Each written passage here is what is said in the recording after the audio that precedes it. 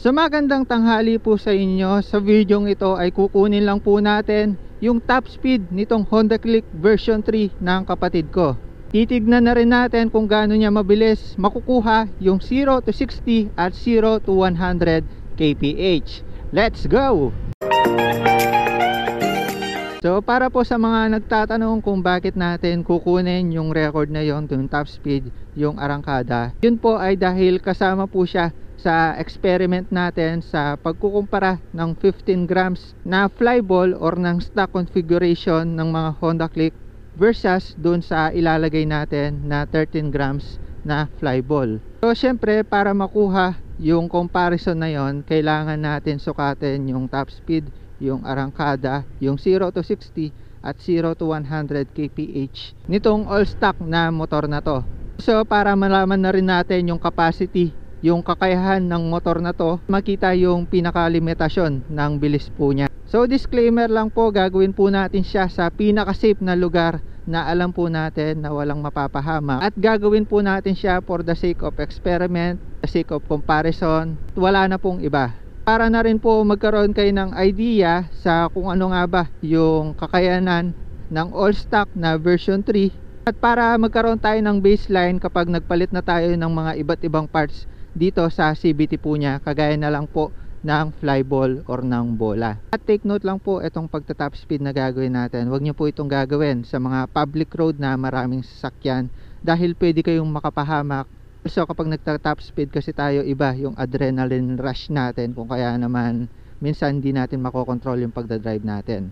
So dito kasi diretsong buo yan, walang sagabal, walang mga hayop na pwedeng dumaan bigla-bigla kasi na-check naman natin, no? Wala naman sigurong aso, pusa dyan.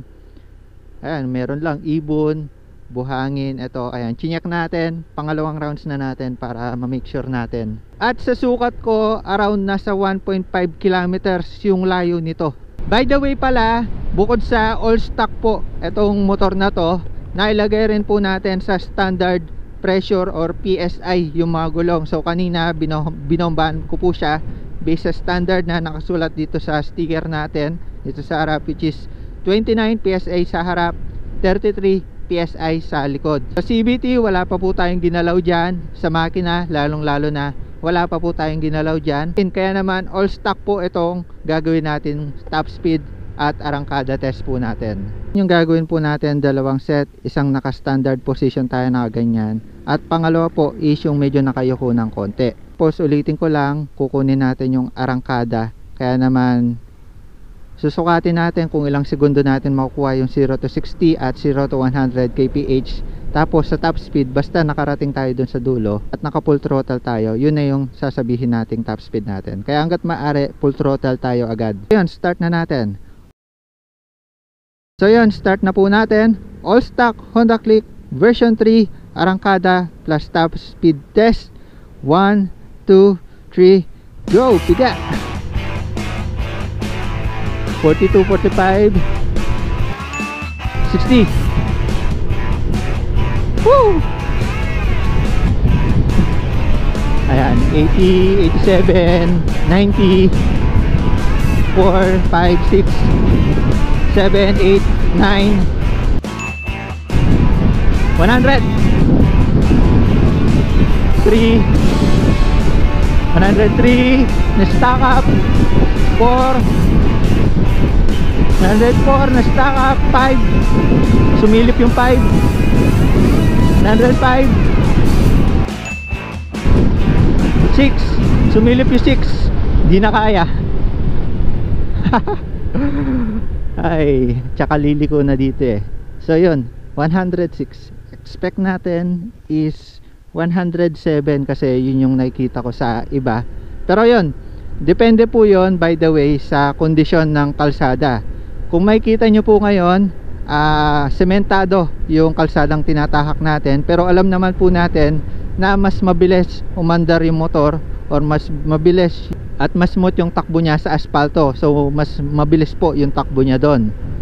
Pero dito nakita nyo naman 106 kinaya. Palagay ko nga sa asfalto 108 kaya, at saka kung mas mahaba pa yung kalsada sana eh, no?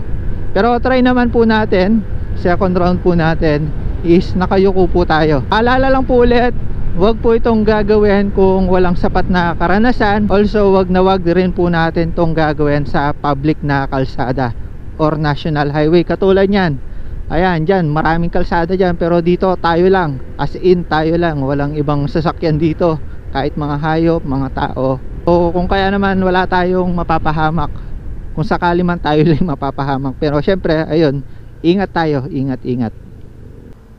Round 2, all stock Honda Click version 3 arangkada plus top speed test na nakayuko naman. 3, 2, 1, go! Piga! 22, 47, 50, 60. Bilis ah.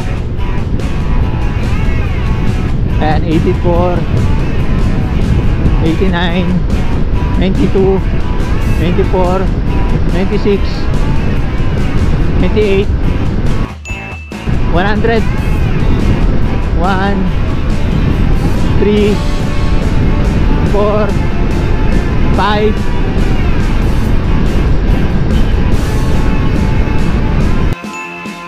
6, 6.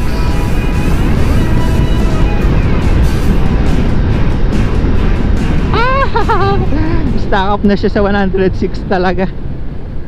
Hindi kaya ng 107. 106 naka-standard nakaupo, tapos nakayuko 106 parehas. So, ipa-flash ko na lang po sa screen yung naging total natin at ilalagyan ko na lang po sa edit ng timer. Yung record po na ginawa natin ngayon, magiging basis po natin para pag nagpalit po tayo ng flyball po natin na mas magaan, makita po natin kung mas bumilis yung arangkada niya sa 0 to 60, 0 to 100, at kung ano yung top speed niya. So yun na po yung magiging baseline natin. Also syempre, para maging patas at maganda yung comparison natin, dito ulit tayo sa lugar na to magta top speed, kasi ito lang din yung alam kong pinaka safe kung saan tayo pwedeng mag top speed. So yun lang muna para sa video na ito. The more click, the more you know.